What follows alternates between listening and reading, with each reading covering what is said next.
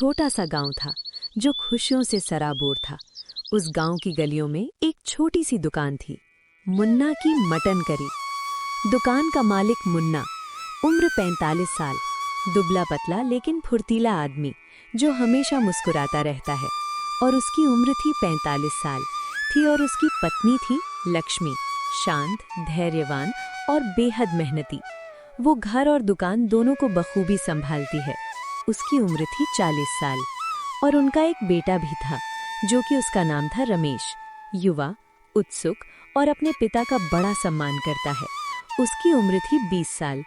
ऐसे ही इनका एक छोटा सा परिवार था। और फिर मुन्ना लक्ष्मी से कहता है, तो लक्ष्मी देख तो जरा, आज की मटन करी की खुशबू ने तो पूरा गांव महका दिया है। ये सुनकर लक्ष्मी कहती है, हाँ जी मुन्ना, आज तो मसाले और भी अच्छे से भुने हैं। आज तो अपनी दुकान पर ग्राहकों की लाइन लगने वाली है। फिर रमेश कहता है, पापा, अम्मा सही कह रही हैं। आज तो मेरे दोस्तों ने भी कहा कि यार तुम लोगों की दुकान की खुशबू चौराहे तक आ रही थी, मन कर रहा था अभी आ जाएं खाने। फिर मुन्ना कहता है, बस यही तो है अपनी कमाई। ग्राहक का पेट भरे, मन खुश हो, क्या चाहिए और भला। अरे खाने का स्वाद तो भगवान का दिया वरदान है बेटा, बस उसे ईमानदारी से बनाना चाहिए, फिर देखो कैसा कमाल होता है। धीरे धीरे दुकान में ग्राहक आने लगते हैं। सबसे पहले आता है गोपाल, अपने खेतों से सीधे कंधे पर गमछा डाले और कहता है, हाँ मुन्ना भाई, क्या खुशबू है। आज तो सुबह सुबह ही जीभ लपलपा रही है। लगता है आज फिर अपना रिकॉर्ड टूटेगा। 2 प्लेट मटन तो पक्की है। फिर मुन्ना भाई ने कहा, आओ गोपाल भाई आओ, तुम्हारे बिना तो दिन ही शुरू नहीं होता। बैठो, मैं अभी गर्मा गर्म परोसता हूँ। लक्ष्मी, जरा गोपाल भाई के लिए एक गिलास पानी लाना। लक्ष्मी कहती है, अभी लाई गोपाल भाई। गोपाल एक बेंच पर बैठ जाता है। रमेश पानी लेकर आता है। फिर रमेश कहता है, गोपाल अंकल, कैसे हैं आप? काम कैसा चल रहा है खेतों में? तभी गोपाल ने कहा, अरे रमेश बेटा, हम तो ठीक हैं, बस खेतों में वही भाग दौड़। लेकिन जब तुम्हारी दुकान पर आते हैं तो सारी थकान उतर जाती है। मुन्ना भाई की मटन करी खाकर तो लगता है जैसे जन्नत मिल गई हो। मुन्ना भाई एक बड़ी थाली में गर्मा गर्म चावल निकालता है, उस पर खूब सारी मटन करी डालता है और 2-3 मटन के पीस भी। थाली में एक नींबू का टुकड़ा और थोड़ी प्याज भी सजाता है। गोपाल पहला निवाला खाता है। उसकी आंखें बंद हो जाती हैं और चेहरे पर संतुष्टि का भाव आ जाता है। फिर गोपाल कहता है, वाह मुन्ना भाई वाह, क्या बात है। ऐसी मटन करी तो पूरे जिले में कोई नहीं बनाता। एक एक दाना चावल में आपकी मेहनत और प्यार का स्वाद आता है। कोई मिलावट नहीं, कोई दिखावा नहीं, बस सीधी सादी लेकिन जबरदस्त चीज। फिर मुन्ना ने कहा, बस गोपाल भाई, आपकी यही बात सुनकर मेरा मन खुश हो जाता है। खाने में स्वाद के साथ साथ प्यार और साफ सफाई भी जरूरी है। मैं हमेशा कहता हूँ, जो हम अपने परिवार को नहीं खिला सकते, वो ग्राहक को क्यों खिलाएं? एक और ग्राहक आता है। उसका नाम है राजू, गांव का एक नौजवान जो शहर से वापस आया है। फिर मुन्ना भाई, गुड मॉर्निंग। आज तो आपकी खुशबू ने मुझे घर से ही खींच लिया। 1 plate mutton curry extra gravy के साथ। ये सुनकर मुन्ना कहता है, आओ राजू आओ, अभी देता हूँ। सुना है शहर से वापस आ गए हो, क्या हाल चाल है? रखते हुए, हाल चाल तो ठीक है मुन्ना भाई, लेकिन शहर में कितना भी अच्छा खाना खा लो, आपकी दुकान के खाने का स्वाद कहीं नहीं मिलता। वो नकली तेल, वो पुराने मसाले, यहाँ आकर सुकून मिलता है। तभी लक्ष्मी कहती है, हुए, अरे राजू बेटा, तुम भी क्या कह रहे हो। मुन्ना तो अपनी जान लगाकर खाना बनाता है। सुबह सुबह जाकर सबसे अच्छा मटन लाता है, फिर घर आकर घंटों तक मसाले कूटते हैं, तब जाकर ये स्वाद आता है। फिर रमेश कहता है, माँ सही कह रही हैं राजू भाई, पापा की मेहनत देखी है मैंने। आधी रात को उठकर मसालों की तैयारी करते हैं, कभी भी पुराने मसाले या तेल इस्तेमाल नहीं करते। फिर मुन्ना ने कहा, बस बस इतनी तारीफ मत करो, नजर लग जाएगी। पूरा दिन इसी तरह गुजरता है। दुकान पर ग्राहकों की भीड़ लगी रहती है। कोई खड़े होकर खाता है, कोई बेंच पर बैठकर गप्पे मारता है। मुन्ना भाई और लक्ष्मी सबका ध्यान रखते हैं और रमेश बीच बीच में पानी पिलाता है या हिसाब किताब देख लेता है। हर ग्राहक के चेहरे पर संतुष्टि साफ दिखती है। तभी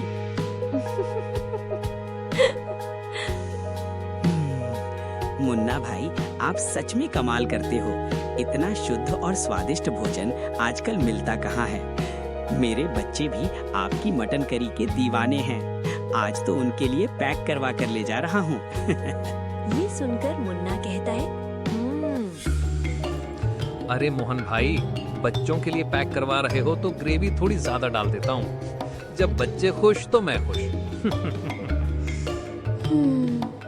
शाम होते होते मुन्ना भाई की पूरी मटन करी और चावल खत्म हो जाते हैं। दुकान खाली हो जाती है। फिर मुन्ना ने कहा, आज तो भगवान की कृपा से सारा माल खत्म हो गया। लक्ष्मी, रमेश, तुम दोनों ने भी बहुत मेहनत की। फिर लक्ष्मी कहती है, सब आपकी मेहनत का फल है मुन्ना जी। जब ईमानदारी से काम करते हैं तो भगवान भी साथ देता है। तभी रमेश ने कहा, हाँ पापा, मुझे आप पर बहुत गर्व है। आपकी ईमानदारी और मेहनत ही इस दुकान की असली पहचान है। मुन्ना अपने परिवार की ओर देखता है। उसकी आंखों में संतोष और प्यार भरा होता है। वो जानता है कि वो चाहे एक छोटी सी दुकान चला रहा है, लेकिन उसने अपने उसूलों से कभी समझौता नहीं किया। गांव में उसकी इज्जत है, उसके हाथ के स्वाद पर लोगों को भरोसा है और यही सब उसके लिए मायने रखता है। वो अपने गल्ले से दिन भर की कमाई निकालता है। नोट करीने से रखे होते हैं। लक्ष्मी हिसाब देखती है और रमेश पास में बैठा भविष्य के सपने बुनता है। अब जरा आराम करते हैं। कल सुबह फिर वही मेहनत, वही लगन। अपनी मटन करी की खुशबू से पूरे गांव को महकाना है। फिर लक्ष्मी कहती है, और बच्चों को हमेशा यही सिखाना है कि ईमानदारी से बढ़कर कुछ नहीं।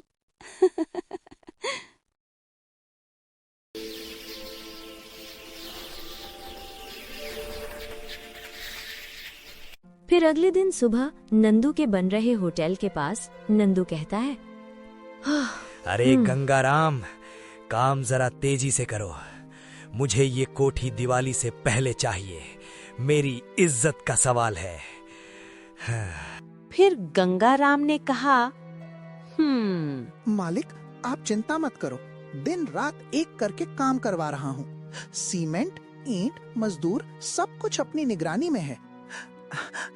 नंदू सिर हिलाता है, लेकिन उसकी आंखें मुन्ना भाई की दुकान पर टिकी होती हैं, जहां लक्ष्मी अब शटर खोलकर साफ सफाई कर रही है। मटन की हल्की हल्की खुशबू अभी से हवा में घुलने लगी है। फिर नंदू कहता है, नंदू तो आज भी उसी 20 साल पुरानी दुकान में बैठा है। वही पुराने गल्ले, वही पुरानी मेज, और लोग कहते हैं ईमानदार है। ईमानदारी से पैसा थोड़े ही बनता है बेवकूफ। पैसा तो दिमाग और थोड़े जुगाड़ से बनता है। कुछ देर बाद मुन्ना भाई साइकिल पर मटन के बड़े बड़े टुकड़ों से भरी टोकनी लेकर वापस आता है। वो भी सफेद कमीज धोती में है और उसके माथे पर पसीने की बूंदें चमक रही हैं। वो साइकिल को दुकान के पास खड़ा करता है। फिर मुन्ना कहता है, लक्ष्मी, मैं आ गया। आज बाजार में जरा भीड़ थी, लेकिन मटन एकदम ताजा और बढ़िया मिला है। आज का मटन खाकर तो गोपाल भाई भी उंगलियां चाटते रह जाएंगे। फिर लक्ष्मी ने कहा, अरे वाह, आप तो कमाल हो मुन्ना जी। इतना जल्दी और इतना अच्छा मटन कौन लाता है? चलो अंदर रखो, मैं तब तक मसाले कूट लेती हूँ। तभी नंदू कहता है, ये मुन्ना, इसकी मटन करी में ऐसा क्या है जो लोग इसके लिए पागल हैं? मैं शहर में बड़े बड़े धंधे करके आया हूँ। गांव में भी कुछ बड़ा करना है।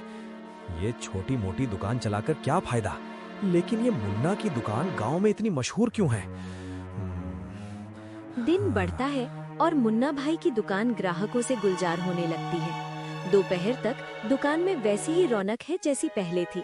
गोपाल, राजू और अन्य गांव वाले बारी बारी से आते हैं।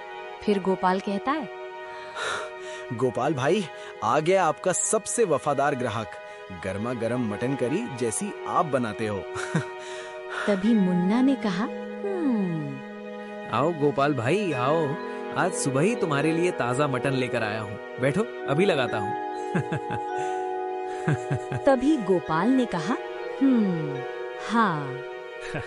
गोपाल भाई, गांव में तुम्हारे खाने जैसा स्वाद कहीं नहीं मिलता। बाकी जगह तो लोग क्या क्या मिलावट करते हैं, लेकिन तुम्हारी दुकान पर तो खाने में बस प्यार दिखता है। फिर मुन्ना कहता है, गोपाल भाई, ये तो बस आपकी कृपा है। मैं बस अपना काम पूरी ईमानदारी से करता हूँ। मुझे यही सिखाया गया है कि ग्राहक भगवान होता है। ये सारी बातचीत नंदू अपनी कोठी से सुन रहा है, क्योंकि मुन्ना भाई की दुकान चौराहे पर है और उसकी कोठी भी वही बन रही है। Visual pause. नंदू उन बातों से चिढ़ता है। उसे लगता है कि मुन्ना भाई की ये ईमानदारी की दुकान उसके बड़े बड़े सपनों के बीच में आ रही है। नंदू गांव में अपना एक बड़ा भोजनालय खोलने का सोच रहा है, जिसमें वो शहर के महंगे पकवान परोसना चाहता है। लेकिन उसे पता है कि मुन्ना भाई की मटन करी की अच्छी खासी लोकप्रियता है और लोग उसकी दुकान पर ही ज्यादा आते हैं। उसका मानना है कि जब तक मुन्ना भाई का धंधा चल रहा है, तब तक उसकी कोई नई दुकान सफल नहीं हो सकती। फिर नंदू ने कहा, हाँ। अरे मुन्ना, क्या हाल चाल है भाई? सुना है तुम्हारा धंधा तो बहुत जोरों से चल रहा है। मैंने भी सोचा जरा हालचाल पूछाऊं। फिर मुन्ना कहता है, हाँ। अरे नंदू भाई, बहुत दिन बाद दिखे। कैसे हो? तुम्हारी नई कोठी तो खूब भव्य बन रही है। फिर नंदू ने कहा, मुन्ना, सब भगवान की कृपा है। शहर में खूब मेहनत की तो थोड़ा बहुत पैसा कमा लिया। अब गांव आकर शांति से जीना चाहता हूँ। मुन्ना, तुम्हारा धंधा तो सच में कमाल का है। पूरे दिन ग्राहक लगे रहते हैं, लेकिन तुम ऐसे छोटे से दुकान में बैठे हो, जरा भी जगह नहीं है। क्या फायदा? ये सुनकर मुन्ना कहता है, नंदू भाई, मुझे जितनी जरूरत है उतना कमा लेता हूँ। भगवान का दिया सब कुछ है, ग्राहकों का प्यार है, वही बहुत है। जी। फिर नंदू ने कहा, अरे मुन्ना, तुम भी कितने सीधे हो। आजकल जमाना बदल गया है। इतनी मेहनत करते हो, लेकिन कमाने के नाम पर बस ये छोटा सा ढाबा। तुम्हें कुछ बड़ा सोचना चाहिए। तभी लक्ष्मी कहती है, नंदू भाई, मुन्ना जी को दिखावा पसंद नहीं, हमें इसी में खुशी मिलती है। फिर कहता है, अरे लक्ष्मी भाभी, आप भी क्या अजीब बातें करती हो। जमाने के साथ कदम ताल करना चाहिए। आजकल अच्छी पैकेजिंग, अच्छा मार्केटिंग, ये सब जरूरी है। तुम लोगों की दुकान की कोई पहचान ही नहीं है। तभी रमेश कहता है, नंदू अंकल, हमारे खाने का स्वाद ही हमारी पहचान है। लोग उसे ही पसंद करते हैं। फिर नंदू ने कहा, हाँ। देखो रमेश, तुम पढ़े लिखे बच्चे हो, तुम्हें पता होगा। आजकल सब ब्रांड देखते हैं, साफ सफाई देखते हैं। यहाँ तो ग्राहकों को बैठने की भी ठीक से जगह नहीं है। तुम लोग कब तक इन पुराने गल्ले और कच्चे फर्श पर अपनी जिंदगी बिताओगे? मुन्ना ने कहा, नंदू भाई, अपने अपने विचार हैं। हम तो बस सादा जीवन, उच्च विचार में विश्वास रखते हैं। ईश्वर की कृपा से हमारा काम खूब चल रहा है। तभी नंदू कहता है, चल रहा है, चलता रहेगा। लेकिन सोचो, अगर तुम थोड़ा और निवेश करो, थोड़ी और चमक दमक लाओ, तो कितनी कमाई होगी। मैंने सुना है तुम बाजार से मटन के लिए इतना पैसा खर्च करते हो। मैं तो तुम्हें सस्ते में मटन दिलवा सकता हूँ। शहर में मेरे कई जान पहचान वाले हैं जो बड़े बूचड़ खानों से ताज़ा मटन सीधे तुम्हारे पास पहुँचा देंगे आधे दाम में। ये सुनकर मुन्ना कहता है, आधे दाम में? नंदू भाई, मटन तो हमेशा महंगा ही मिलता है। इतना सस्ता मटन कहाँ से आएगा? कहीं कोई मिलावट तो नहीं? फिर नंदू ने कहा, अरे मुन्ना, तुम्हारी ईमानदारी तुम्हें कहीं का नहीं छोड़ेगी। ये कोई मिलावट नहीं है, बस मेरे संबंध अच्छे हैं बड़े व्यापारियों से। वो लोग मुझे अच्छा माल सस्ते में दे देंगे। सोचो, अगर तुम आधे दाम में माल खरीदो तो कितना मुनाफा होगा। फिर लक्ष्मी कहती है, हाँ। नहीं नंदू भाई, हमें ऐसे सस्ते मटन की जरूरत नहीं। हम तो वही मटन इस्तेमाल करते हैं जिसकी हमें खुद पहचान हो कि वो ताज़ा है और साफ है। ग्राहकों की सेहत से खिलवाड़ नहीं कर सकते। फिर रमेश ने कहा, हाँ नंदू अंकल, हमारे ग्राहक हम पर भरोसा करते हैं। हम उस भरोसे को तोड़ नहीं सकते। फिर नंदू ने कहा, अरे तुम लोग तो कमाल हो। आजकल पैसा कमाने के लिए थोड़ा बहुत दिमाग लगाना पड़ता है। इतनी ईमानदारी से तो कोई करोड़पति नहीं बनता। ठीक है, जैसा तुम्हें ठीक लगे। मैं तो बस तुम्हारी भलाई सोच रहा था। फिर मुन्ना ने कहा, ये नंदू तो बदल गया है। शहर जाकर इसे पैसों की हवा लग गई है। फिर लक्ष्मी कहती है, और कह रहा था सस्ते में मटन दिलवा देगा। कोई भी चीज इतनी सस्ती कैसे मिलेगी जब तक उसमें कुछ गड़बड़ ना हो। फिर रमेश कहता है, हाँ पापा, मुझे भी उसकी बातों पर भरोसा नहीं हुआ। शहर में तो ऐसे धोखेबाज लोग बहुत होते हैं। हमें अपनी ईमानदारी से ही काम करते रहना चाहिए। फिर मुन्ना ने कहा, हाँ। वही तो बेटा, हम अपने ग्राहकों को धोखा नहीं दे सकते। हमारे लिए पैसा बाद में है, लोगों का भरोसा पहले। लक्ष्मी, मैं निकलता हूँ। आज बाजार में जल्दी पहुँचना है। पता नहीं क्यों मन थोड़ा बेचैन सा है। फिर लक्ष्मी ने कहा, क्या हुआ मुन्ना जी, सब ठीक तो है? कल से आप थोड़े गुमसुम लग रहे हैं। फिर मुन्ना ने कहा, कुछ नहीं, बस नंदू की बातें दिमाग में घूम रही हैं। सस्ते मटन और बड़ी दुकान की बातें। मैं जानता हूं हमें ऐसे रास्ते पर नहीं जाना चाहिए, लेकिन कभी कभी लगता है कि क्या हम सही कर रहे हैं? क्या आज के जमाने में ईमानदारी इतनी जरूरी है? हाँ। तभी रमेश कहता है, पापा आप चिंता मत करो। लोग लालच में आकर शॉर्टकट अपनाते हैं, लेकिन अंत में वही गिरते हैं। हमारी दुकान की सबसे बड़ी पहचान हमारी ईमानदारी और स्वाद ही है। फिर मुन्ना ने कहा, तू सही कहता है बेटा। चलो मैं चलता हूँ। आज भी सबसे ताजा मटन लेकर आना है। ग्राहकों का भरोसा नहीं तोड़ सकते। थोड़ा समय ज्यादा लगता है, थोड़े पैसे भी ज्यादा लगते हैं, लेकिन ग्राहकों के दुआएं या उनका भरोसा अनमोल है। मटन तो वही लूंगा जो सबसे बेहतरीन हो। फिर नंदू ने कहा, हाँ भाई, मैंने जैसा कहा था वैसे ही होना चाहिए। वो इंजेक्शन वाले मुर्गे और मटन तुम कल मेरी कोठी पर ही पहुंचा देना, और कीमत जैसी हमने तय की थी वही रहेगी।